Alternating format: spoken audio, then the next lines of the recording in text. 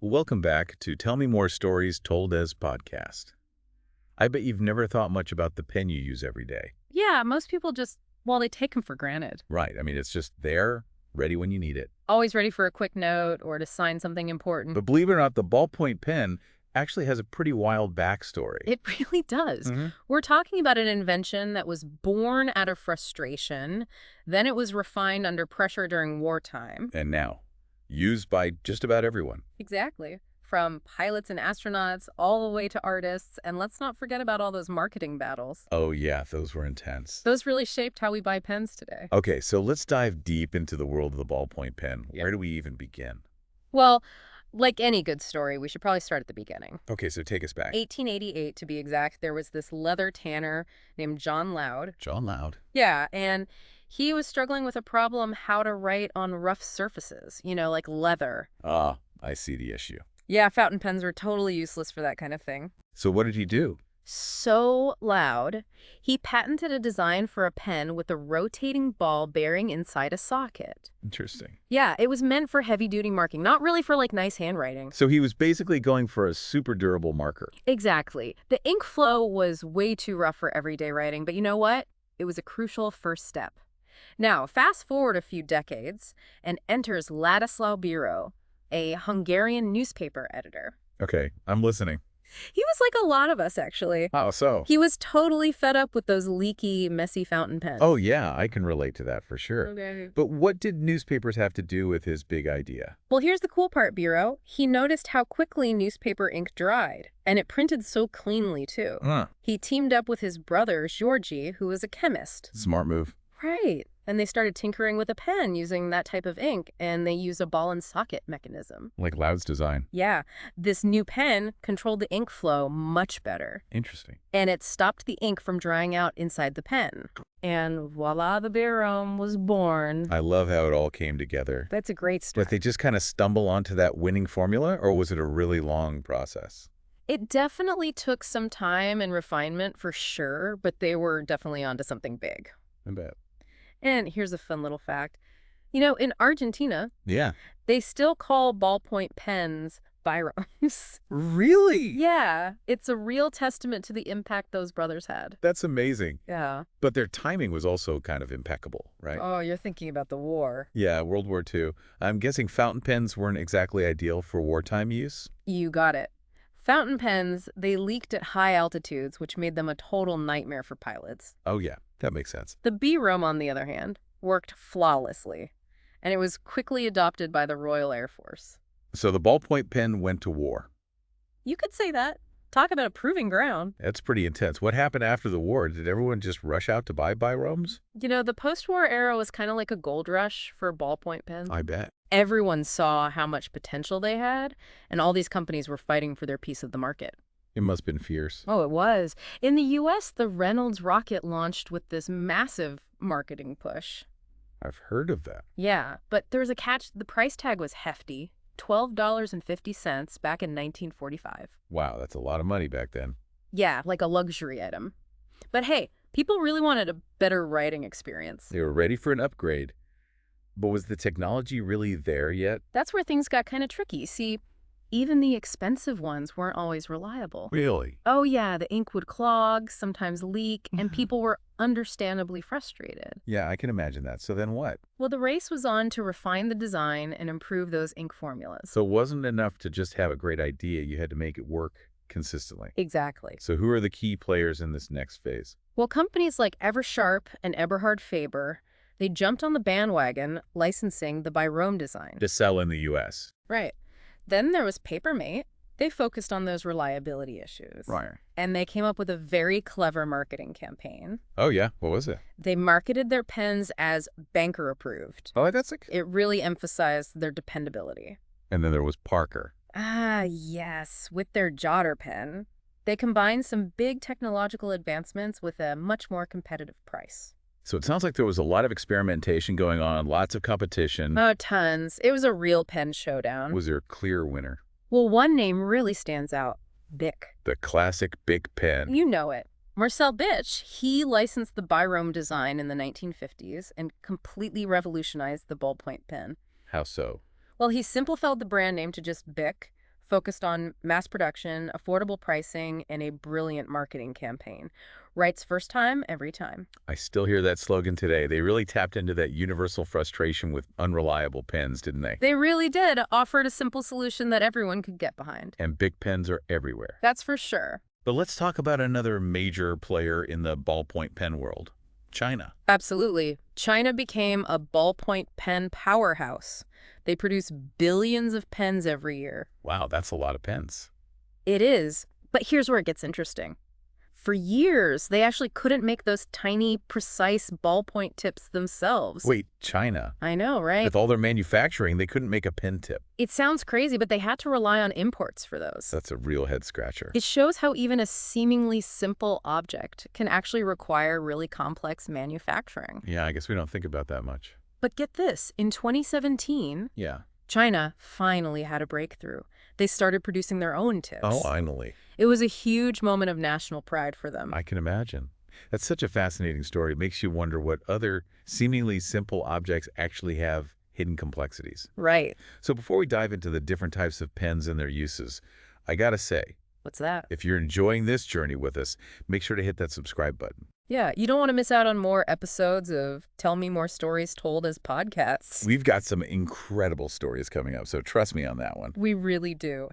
And this ballpoint pen saga, we're just getting started. Okay, so let's talk ink. Because it's not just about the pen itself, right? You're absolutely right. Ballpoint pen ink is a whole world unto itself. Is it really that complicated? You'd be surprised. The most common type is oil-based ink, which is what you find in most standard pens. Yeah, those are everywhere. But there are also these hybrid inks, which combine the smooth writing of rollerball pens with that quick drying you get from oil-based ink. Cool. So like the best of both worlds. And then there's erasable ink. Erasable ballpoint ink. Yeah, it's kind of like liquid rubber cement. You can rub it away before it dries completely. Wow, so much variety. Who knew there was a whole science behind the ink we use every day? It's pretty amazing. And speaking of variety, let's not forget about the different types of pens themselves. Oh, you're so right. There are so many to choose from. Like, what are your favorites? Well, you've got the classic disposable Bic Crystal. Yeah. Then you've got your refillable pens, roller balls, multi-pens with different colored inks, pens with built-in styluses for touchscreens. It's crazy. That's a lot of pens. Yeah. There's seriously a ballpoint pen for every need and personality, isn't there? There really is. And then, of course, there are the designer pens. Oh, yeah, those fancy ones. Those are more like works of art than just writing tools. I know you mean like those pens with intricate engravings and those really fancy materials. Exactly. But speaking of specialized pens, there's one we can't forget. Which one's that? The legendary space pen. Oh, yeah. The Fisher Space Pen. Now, that's an iconic pen. It really is designed to work in zero gravity, you know? How does that even work? It has a pressurized ink cartridge that forces the ink towards the tip no matter which way you're holding it. So it's not just for astronauts then? Nope. You can use it underwater, upside down, on greasy surfaces. You name it. So it's like the ultimate survival pen. Pretty much.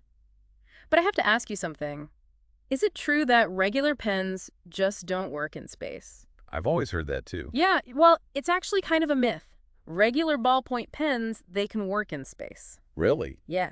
The capillary action of the ink is usually enough to overcome the lack of gravity. Huh.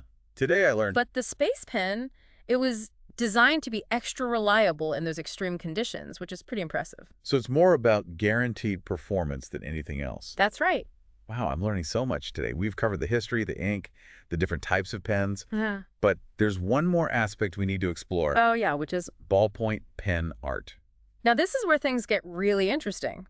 The humble ballpoint pen has actually become a real artistic medium, and it's fascinating to see what artists are doing with it. I know, I've seen some of those incredibly detailed ballpoint pen drawings. It's mind-blowing. It really is. But what is it about ballpoint pens that attracts artists? Why use that over other mediums? I think it's the challenge, honestly. And the accessibility and the surprising beauty you can create with them. So they're kind of going against the grain. In a way, yeah.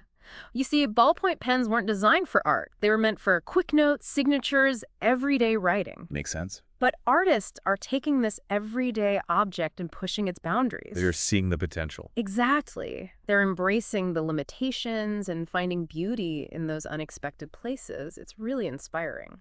So how do they actually create art with these pens? Well, it's very different from working with brushes or pencils, that's for sure. How so? Ballpoint pen ink can be really unpredictable. In what way? It can blob, skip, and you can't really erase it once it's on the paper. Oh, that's tough. Yeah, so it requires a lot of precision and control. So these artists have to be very skilled. Absolutely. They use techniques like cross-hatching, stippling, and layering to create different textures and tones. Interesting. And they have to think about how the ink is going to behave on different surfaces and plan their strokes super carefully. It sounds like a real test of patience. Oh, it is. But the results can be incredibly rewarding. There's a sense of intimacy to it, you know? Yeah, like you can really see the artist's hand at work. Exactly. And the level of detail they can achieve is truly remarkable. I remember seeing some work by Lenny Mace, and I just couldn't believe those pieces were created with a ballpoint pen. It's hard to believe, isn't it? Yeah, they were so intricate, so vibrant, they almost looked like digital paintings. That's the magic of ballpoint pen art. Truly amazing what artists can do with such a simple tool. It really does challenge our preconceived notions about art and creativity, doesn't it? It really does. Now, I'm curious about the choice of color. Oh, yeah. Most people think of just blue or black ink when they think of ballpoint pens. The classics. But these artists are creating these colorful works. How is that possible? Well, nowadays, there are ballpoint pens that come in a huge range of colors. I guess I haven't kept up. But some artists, especially those working in a photorealistic style, will use multiple pens with different colored inks. So they're layering different inks to achieve the desired shades. It's almost like a pointillist technique. That's a great comparison. It's incredibly meticulous work, but the results are really something. It makes you appreciate all that time and effort they put into each piece. Before we wrap up this part of our deep dive, are there any other artists we should check out? Oh, absolutely. There are so many talented ballpoint pen artists out there pushing the boundaries of this medium. One you might enjoy is Juan Francisco Casas. Yeah. He creates these incredible, hyper-realistic portraits, often on a really massive scale. Wow, I'll have to look him up. It's so inspiring to see how artists are constantly finding new ways to express themselves. And challenging our perceptions of art. Exactly. It really shows that inspiration can be found anywhere, even in the most ordinary objects. It really does. We just have to be open to seeing. And that's the beauty of creativity, isn't it? It truly is. It really makes you think differently about those pens we usually just toss in the bottom of our bags. I know, right? But let's get back to how the ballpoint pen evolved. We were talking about how Bic was so successful with mass production and making them affordable. Right. How did that impact the pen industry? Oh, Bic's approach was a total game changer. It shifted how people thought about ballpoint pens. How so? They weren't luxury items anymore, they became everyday essentials. That makes sense. Suddenly, everyone could buy a reliable pen, and that had a huge ripple effect. I bet, like on education. Exactly. Communication, too. It's like when technology becomes accessible to everyone. That's a great way to put it. Did everyone embrace this shift, though? Were there people who pushed back against this whole idea of disposable pens? There were definitely some concerns, for sure, especially among those who really valued craftsmanship Makes sense. and the art of beautiful handwriting, you know? Like calligraphy. Exactly. A lot of fountain pen enthusiasts, they argued that ballpoint pens would encourage sloppy handwriting. Interesting. And they said that ballpoint pens just lacked that elegance and expressiveness that you get from a good fountain pen. I can see that point of view. It's like that debate today about digital books versus printed books. Oh yeah, that's a good analogy. Some people feel like that tactile experience and that certain aesthetic quality gets lost with new technology. I get that. Did that resistance to the ballpoint pen have any real impact, though? Well, while fountain pens definitely still have their fans. Especially calligraphers, I'd imagine. Yeah, and those who enjoy that whole ritual of filling a pen with ink, you know? It's a process for sure. But ultimately, the convenience and affordability of the ballpoint pen won out.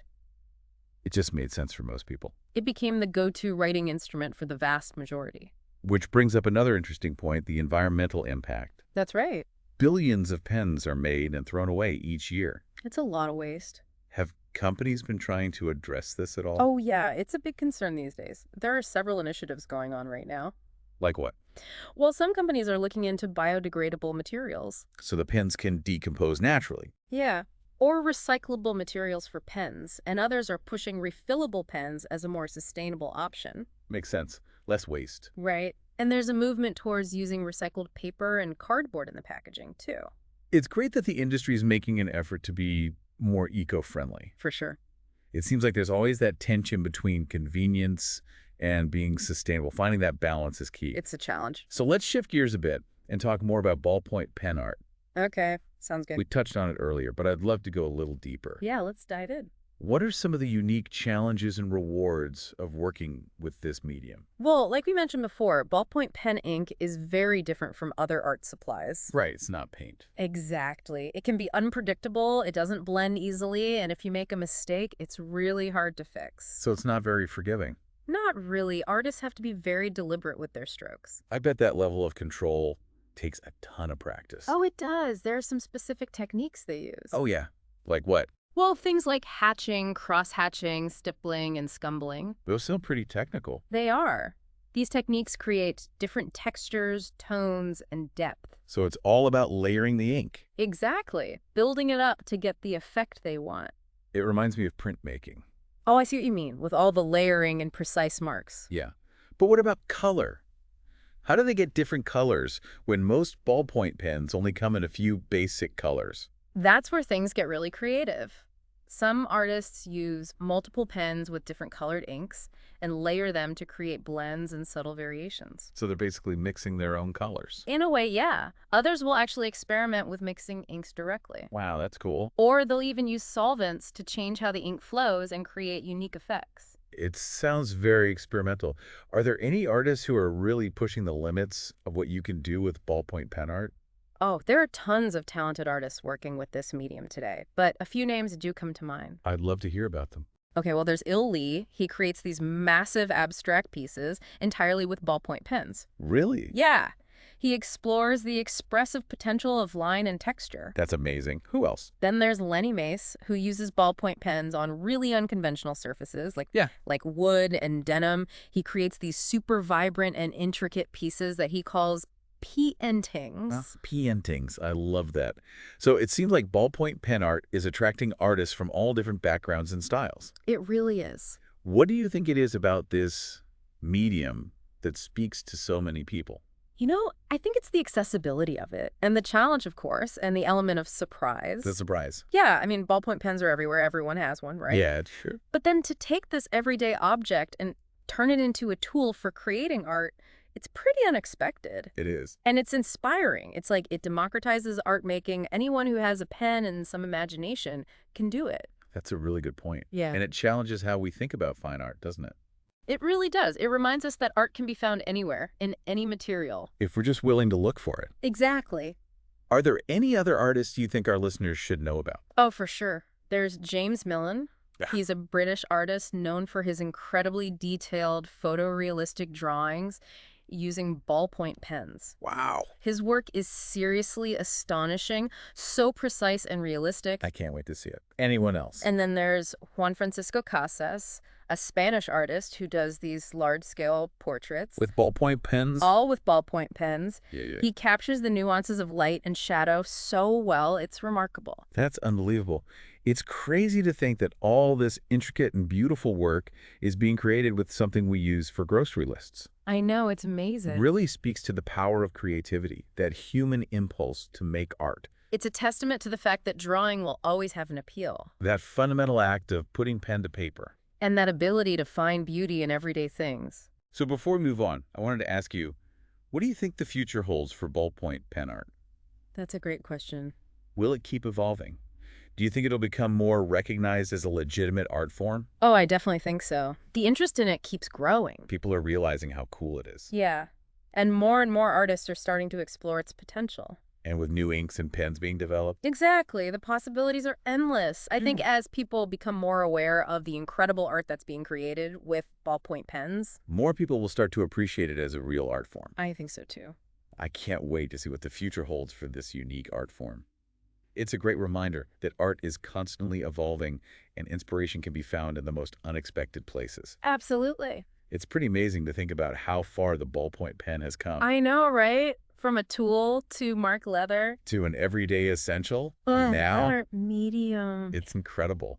Speaking of innovation, we talked about all those different types of ballpoint pens. From your basic disposables to those specialized ones like the space pen. Right. But are there any new developments coming up? What's next for the ballpoint pen? Well, the pen industry is always looking for new ways to improve things. Like make them better. Yeah, make them write smoother, last longer, and be more sustainable. So are we talking new inks? Exactly.